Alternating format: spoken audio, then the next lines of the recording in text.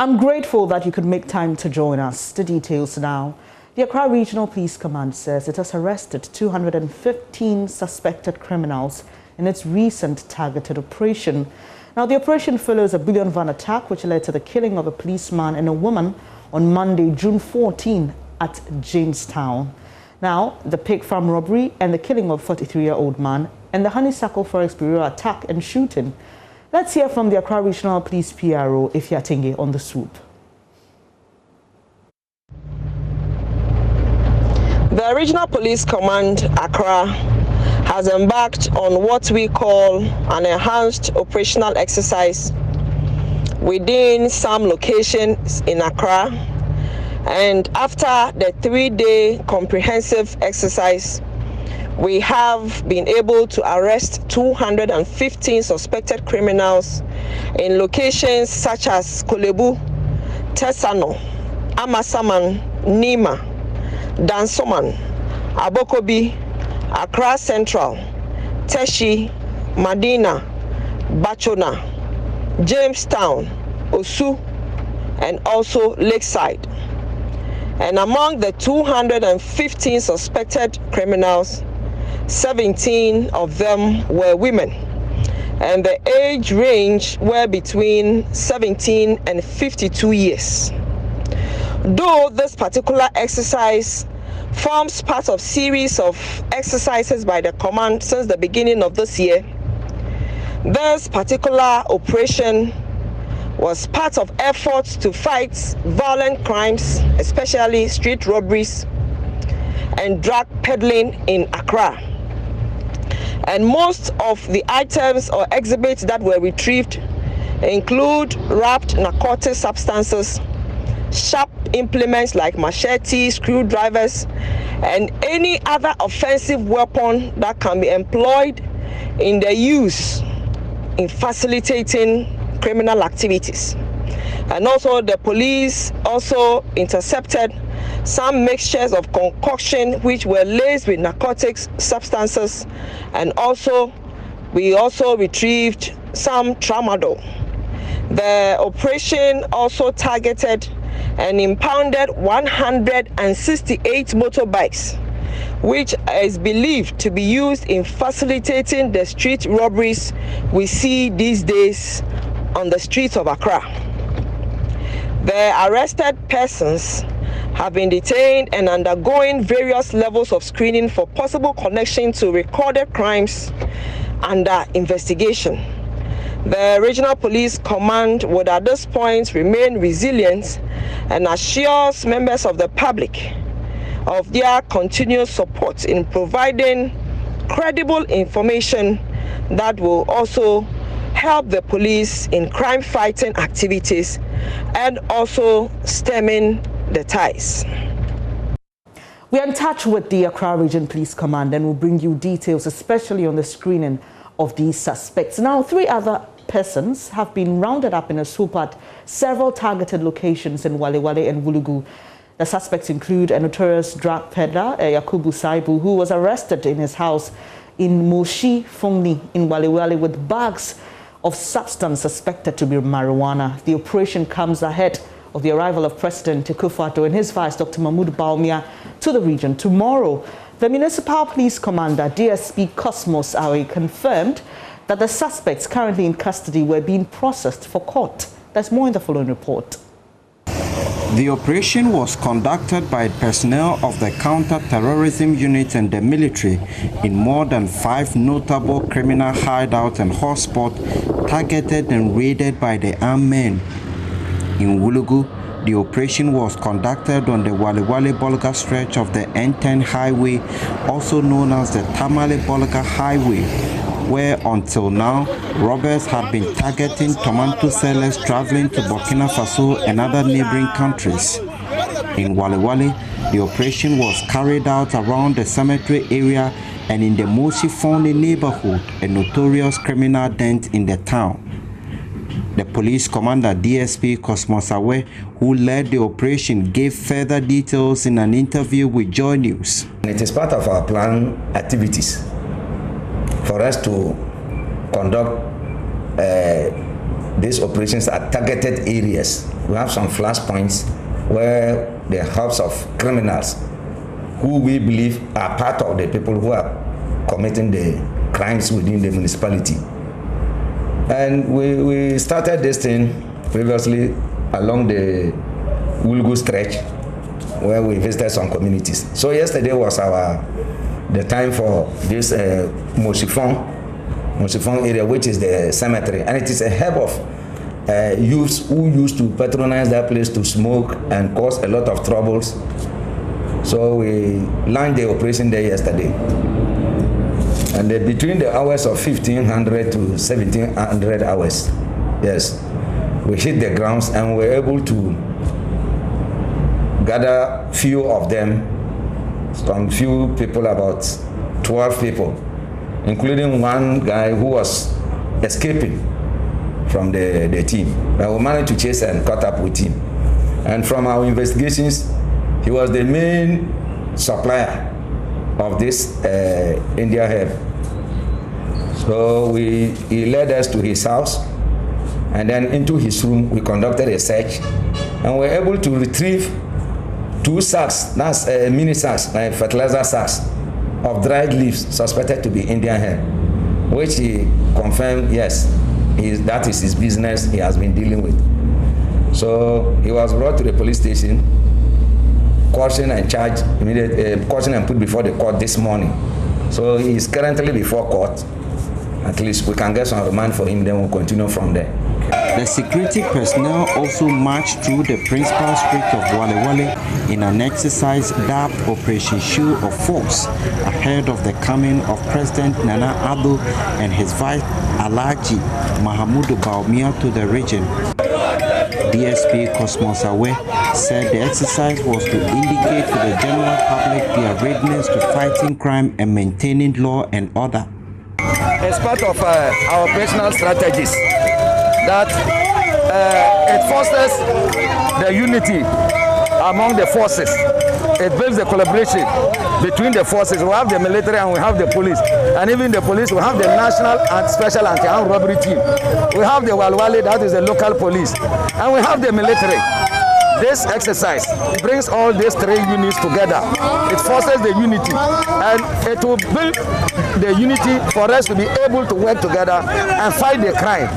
And it also sends signal to the communities that the people, we are ready to fight the crime. We are present in Walewale, and the criminals, those who are hiding within, will hear and know that yes, the people are ready for the fight. We are signaling our preparedness to fight the crime to the minimum barrier.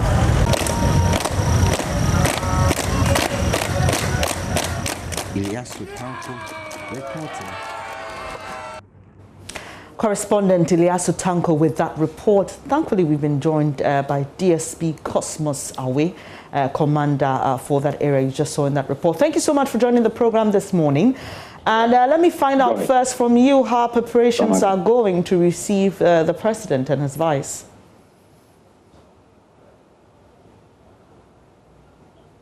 Hello, Commander? Hello. Hello, can you hear me, please? Yes, please. I can hear you. Yes, I'm asking how preparations are going to receive the president and his vice. Okay, good morning once again, and good morning to your listeners. We in the Northeast region, under the command of our able regional commander, have strategized ourselves operationally around the area.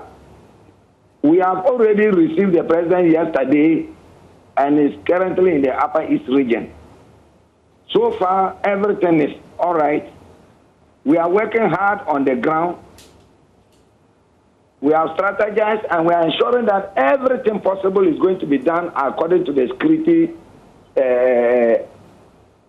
strategies to get a safe visit for the president and his entourage till he goes back. We are firmly on the ground and we are doing our best. As I speak to you, I'm even moving out of the office right now with my other colleagues to work on certain things which I cannot come on air. All right, so DSP. We want to assure you that we will do our best, and at the end of the day, success will be our goal.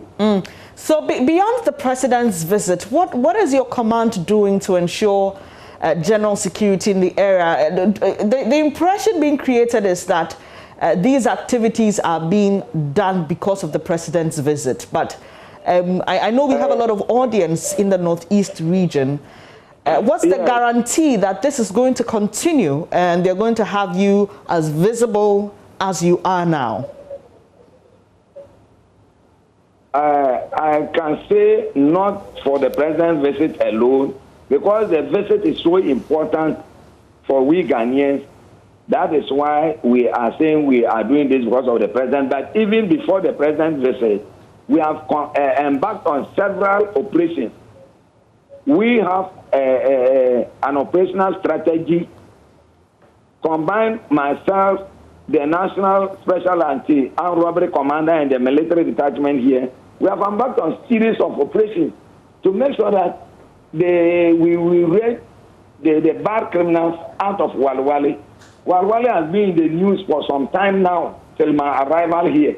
And in fact, in collaboration with all my other colleagues, we have been able to do a lot.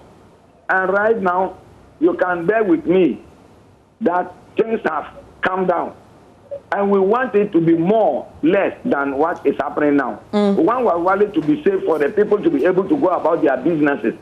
And we are coming all out to fight these people. It is a battle.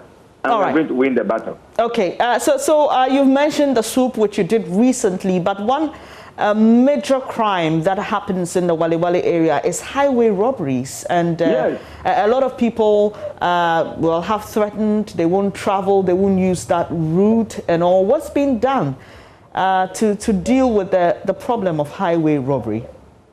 On the highway robberies, since on arrival, I think you can, on record, you can get, you understand that it has been reduced because we have adopted some strategies, and now we move to the criminals. We look for them. We don't wait for them to come before we go for them. And we have been doing this thing ever since we started. I think, I don't know how many records you have that there is highway robbery in Walewale. Maybe the period. I think we should not import 2020 to 2021.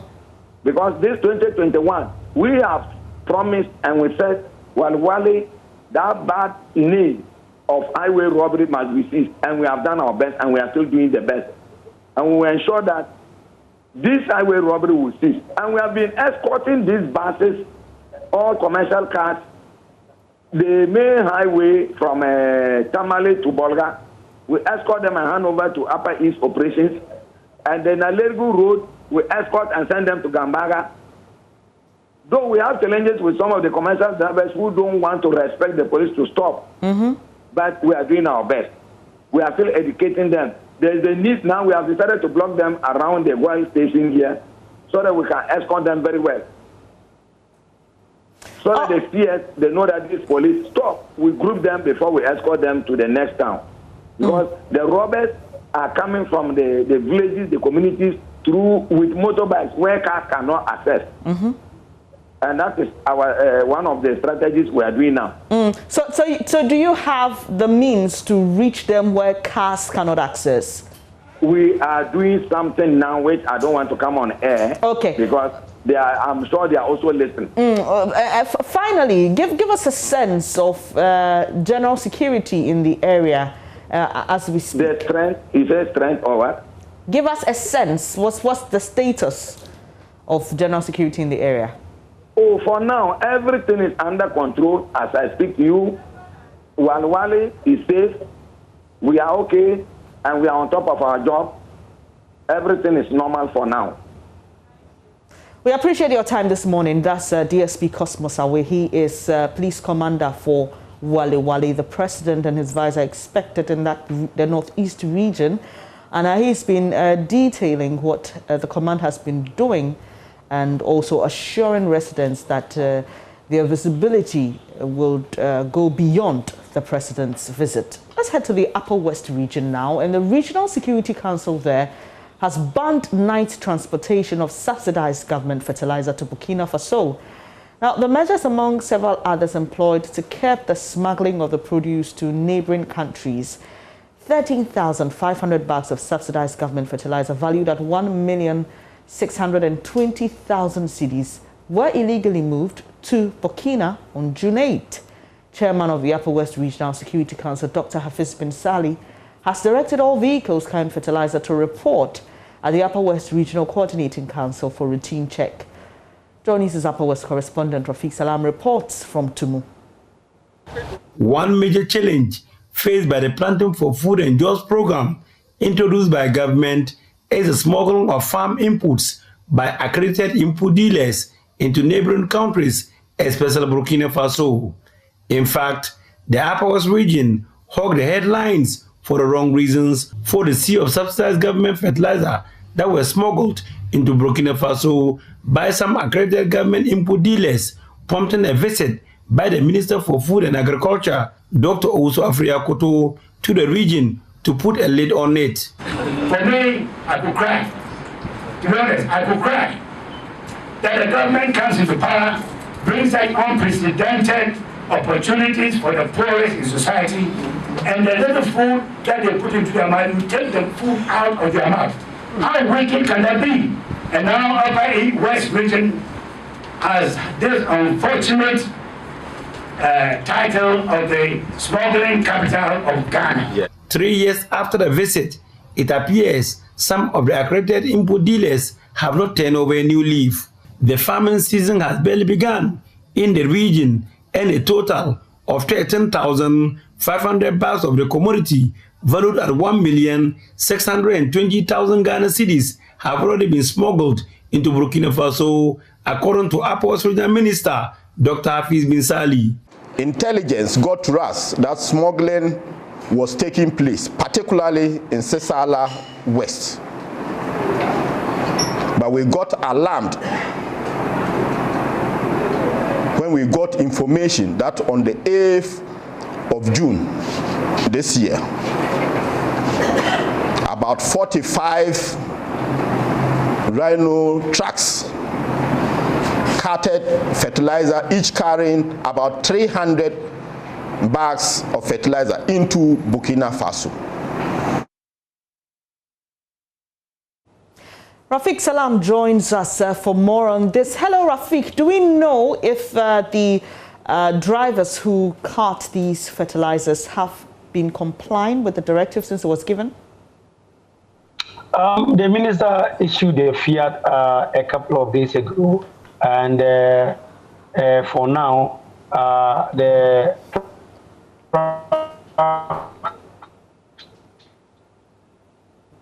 that are loading fertilizer into the Upper West region, I can see in front of the RCC, and first they meet the officer at the RCC before they head to their various destinations, if it is the Sesala East or Sesala West. And so for now, I can see that they are adhering to the directive with regards to reporting to the Upper West RCC.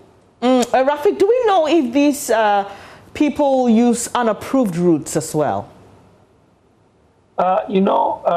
Bernice, we did stories about porous borders, and I can tell you that there are several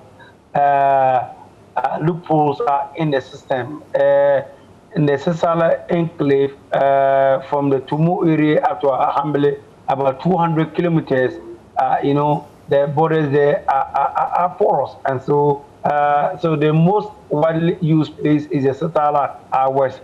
There we don't have even a border, so any other community could pass into Ghana, and so that's why the smuggling is taking place in that particular area. And so, so if you want the kind of trucks that are coming to that port, you can see as many as 50 heavy trucks loaded with fertilizer, and when you ask them, all of them will be telling you that they are going to the Sesala East or the Sesala West. Why are they not going to the other districts? And so you know that it's because of the porous nature of our borders. That's why they want to take it to the Sesala West or the Sesala East to smuggle those fertilizers into Burkina Faso. Rafiq, did the minister or any member of RECSEC indicate how they were going to tackle this from the roots? Because definitely there's a supplier, and this is supposed to go to the farmers, I believe, and those carting them are smuggling them to neighboring Burkina Faso. So there appears to be a systemic problem. Do they mention if they are dealing with this beyond the ban on the carting of the produce? Yeah, they have come up with several measures. One that I told you about, they have to report to the Upper West RCC before they move to their destination. They will know the quantity of the fertilizer that particular vehicle is carrying, and the heavy vehicle is supposed to offload these commodity into a warehouse. So at the moment, they haven't allowed heavy trucks to be going around distributing fertilizer. So their distributing point where they are cutting this produce or this fertilizer to is to be a warehouse, and there they will use the smaller vehicles to take them to the farmers. And so the rule that they came out with, that curfew imposed on the transport of the fertilizer between 6 a.m. and into 6 p.m. And so they are not allowed to cut fertilizer in the night. And so that's one serious measure that they came out with. And in any cases, if you are going to even take it from one to any other area, you have to inform the police, and so the police will lead you to some of these communities. So these are the measures that they have come out with. But the minister also revealed that since the start of the farming season, the Department of Agriculture, I'm talking about Upper West, has sent names. They have shortlisted some names, some input accredited dealers to be sent to the Ministry of Food and Agriculture.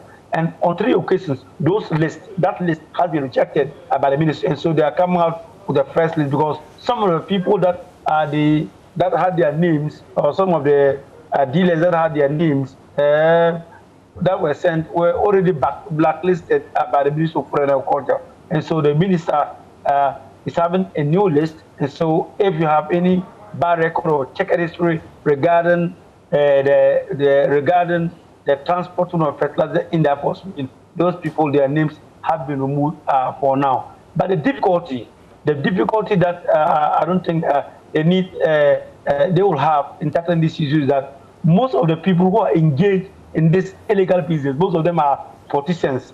They are politicians, and so I'm wondering whether the RECSEC will have the ball to fight them. All right, Rafiq, finally, let's talk about those who are the victims of this practice, the farmers themselves. What have they been saying about this latest directive? The farmers are really worried about what is happening because at the moment, fertilizer is not, we don't have much fertilizer in the system.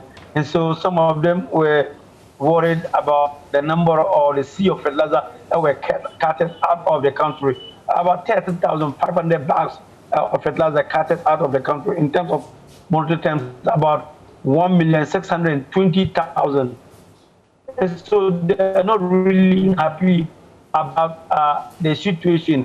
And also, they also had a challenge because this directive that the RECSEC came out with, they think that the directive will help them, but somehow it will inconvenience them. They cited instances like if you go to a market like Tumu Market or Walewale Market or a place like Bulu Market and you buy your fertilizer, you are not, they were wondering whether they can cut those produce to their various communities. And who the minister answered that they are not talking about heavy trucks, they are not talking about smaller trucks.